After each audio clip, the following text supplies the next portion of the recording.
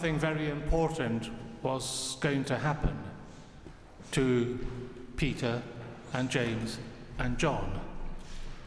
And all the tradition of Israel pointed to something momentous. They were on a high mountain where traditionally and often God and human beings met. There was a cloud, the cloud of a weight of the presence of God, the Shekinah.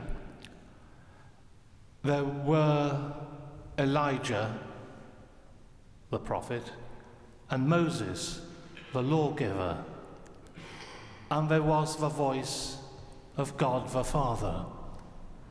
So everything pointed to a momentous disclosure, a transfiguration, which is what happened.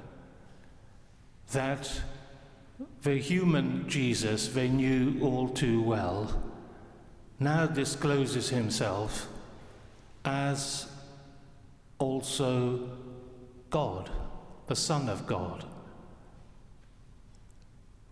It's the same person, this is crucial, but showing himself at a greater depth, not putting on, becoming somebody else, as all those European stories told us about gods becoming swans or bulls or whatever. This was the same person as Jesus, always human, always God, not putting on the appearance of being someone else or something else. So transfigured then, a moment when he showed himself at a greater depth, the same self, the same person. But part of that showing was to talk about death, which is the exact opposite of being God. God does not die. Divinity can't die.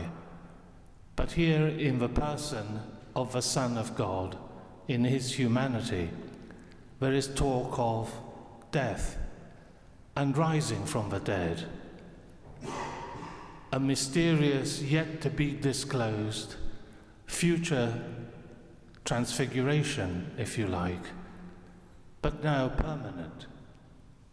Jesus Christ in heaven with the Father, truly human, truly God.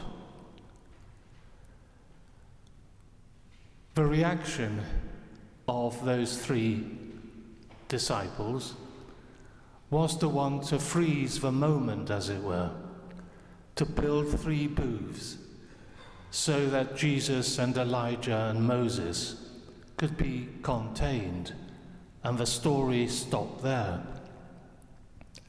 bypassing the death which was announced and the rising which would follow.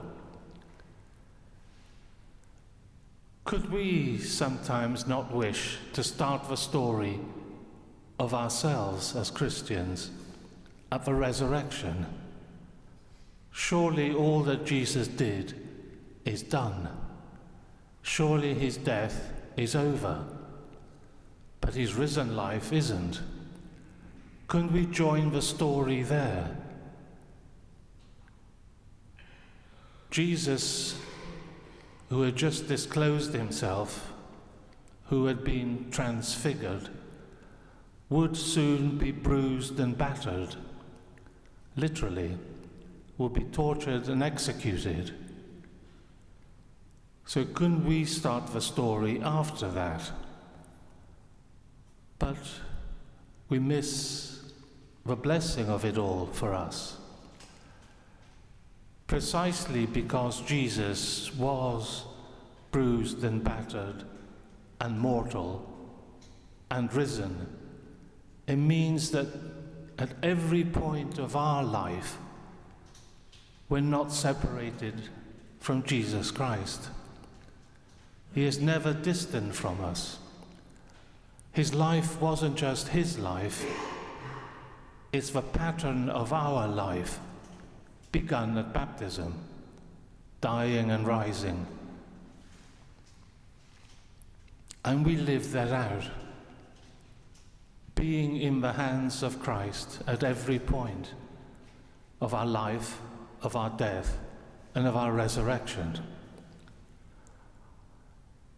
We too know the bruising and the battering of life, and every day we open the newspapers or the internet or whatever and see it magnified on a huge scale, the battered, bruised humanity.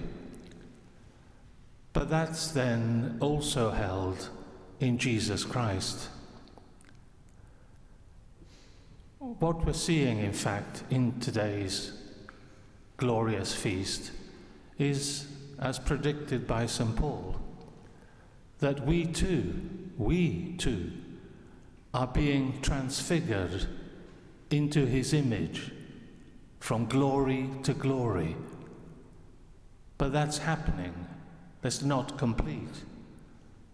The film is not frozen at a particular point. We're still in it, but never without Jesus Christ. And so, I think, today, we might think of the disfigured becoming the transfigured. The disfigured Jesus, battered and bruised and killed, anticipated in the transfiguration his future and ours. However disfigured, in Christ we're transfigured